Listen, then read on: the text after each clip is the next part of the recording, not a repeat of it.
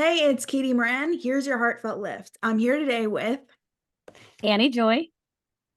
welcome. Thank you so much for coming on today. I'd love to hear what you have to share with us today. Awesome. I love that. Thank you for letting me be on here. I think what you're doing is wonderful. We need more inspiring stories. We need more people talking about what uplifts us and what makes us happy. So I'm grateful you're spreading good on the internet. That's amazing. I love it. So a little about me. I got into communication coaching and confidence coaching because of the things I've experienced in my life, like with my abusive marriages and the things I went through, that I just felt like I needed to help other people get to a place where they could speak up for themselves and talk more positively to themselves. And the story I wanted to share was that growing up, I beat myself up all the time. Like I would always say these awful things to myself. And I remember one time my sister found my journal and there was just lists upon lists upon lists of things that I just didn't like about myself. So she found that journal and then she was so bugged that I was saying all these terrible things. And so she like took these post-it notes and wrote them all over my wall and was wanted to really boost my self-esteem, which was so kind of her, but she couldn't give that to me. There was nothing that she could do to make me feel like I was worthy of being loved. And so, I have this history of abusive relationships even before I got married. And it was time to kind of start figuring that out. But I remember even like any mistake I made, like if I turned the wrong way in the neighborhood, I would be like, oh my gosh, you're so stupid, Annie. And like, just like this 15-minute, you know, beat myself up for what I did wrong. And I started realizing I wanted to change that. And so, and when I made a mistake, I tried to just shift one thing to say, oh, silly me, and move on. Like, not just stop the rant right there and just, oh, silly me, move on. And I didn't even realize how much of an impact it would make until all of a sudden my 9-year old and 10-year old started saying, oh, silly me, whenever they made a mistake. And it touched me a lot because I thought, you know what? I am impacting generations by making these small shifts. Every time I heal a little part of myself, then I get to be, oh, wow, an impact on my kids because they're not growing up with the same self loathing that I did. And I know that my parents did the very best they could. And all parents are doing the best that they can, but they didn't have the tools that I have now. And so I get to like parent my kids the way that I wish I'd been parented. And every time we heal another layer of our pain, we get to show up for our kids in a different way and we impact them by doing what we do. Because I can tell them all day long, don't beat yourself up, like be nice to yourself, but they're watching what I do. Mhm. And so if mom is like, oh my gosh, I'm the worst and blah, blah, blah, right? Just going on and on about how terrible I am, that's exactly what they're going to do. They mimic exactly what you do. And so watching them say, oh, silly me, and move on is so powerful to know that I am having an impact on my kids and they're not going to grow up the same way that I did. And they're going to have their own issues for sure. Like that's just part of life. But knowing that those changes make a difference is everything to me. So, how did you work up the courage to make that change in It's a beautiful yourself? question. I love that. How do I work up the courage? I think that finally I just got to a place where enough was enough and I just couldn't take it anymore.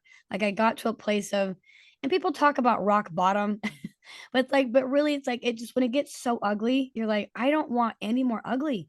And I Mhm. remember like, I'm a spiritual person and I connect with God on a regular basis. And I remember thinking like, Heavenly Father, I need something different.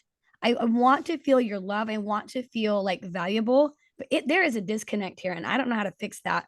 And I remember just like being quiet with myself and feeling this intuition of like, you have to change how you talk to yourself. And I remember, especially after my second divorce, I'm like, all right, there's a common denominator here. Like, I have to figure something out. It's not that I'm a bad person, but what is it that's keeping me from having like the relationship I want to have? And it was very clearly like, you have to change how you talk to you. You cannot make anybody else love you. If you have to love you, full stop. So that's when, I mean, I've done some work along the way and I kind of dabbled and like I gone to therapy, I done some things and worked through some layers. And I do think it's a process. I don't think you wake up one day and be like, now I'm fixed and everything's all better. And so I've been taking steps for like 20 years now. And but at that point in my divorce when I was laying on the floor, like bawling my eyes out, and I'm like, and now I've got kids and I got to deal with that. And like, how am I going to do this? That was like a very clear moment of like, you have to change how you see yourself. You are never going to find a man to love you the way you want them to love you if you don't. And I am choosing to be single right now because I have not found someone that I feel matches my level. I have not found someone that I feel would complete my life in a way, and not complete, like just would add to my life in a way that would like up level my life to have a partner. So that's huge for me to say, I'm not just going to get married again just to get married again. I'm not going to date someone just to avoid being lonely. I will sit in the lonely and love myself in my loneliness because I will not ever get back into a relationship where I'm being treated that way. But that's a direct result of the work that I'm doing because I'm doing it. I'm not done, and Mhm. I'm probably never going to be done. But I think to answer the question is really just I had to get sick of it enough to say no more. I'm not doing this anymore. And I hope that other people don't have to get to that low, but sometimes that's what it takes to really sit in the darkness and say, I don't want this anymore, to be able to step into the light finally.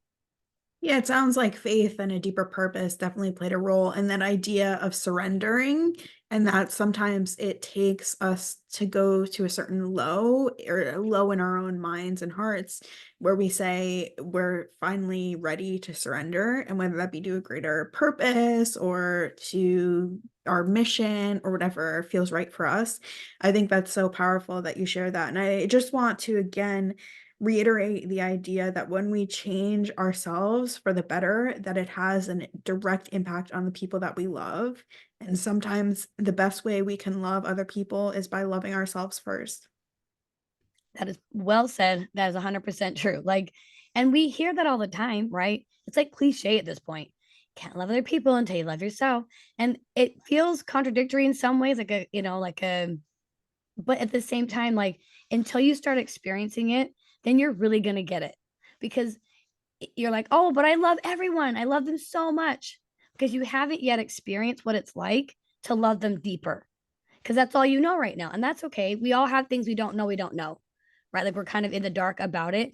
But then when you start stepping into this like powerful way of being with yourself, then the doors start opening up and the floodgate, I can't say the word, floodgates start Mhm. opening up, right? And you're like, whoa, like you don't know right now how much more love you can have for yourself and other people. And the only thing that's stopping you right now, like blocking your progress, is you and you loving yourself. So I hope that anyone listening will just try to take some baby steps into just shifting a small thing about how you say things in your own head and watch the floodgates open. Like the compassion for other people will be 10x when you understand your value, then you don't question anybody else's either. But it starts with you knowing your own magic. I love that so much. And I'll pose one question to the audience, and that is what would you do today with a little bit more courage? I love that. Thank you so much, Annie, for coming on. You are so welcome.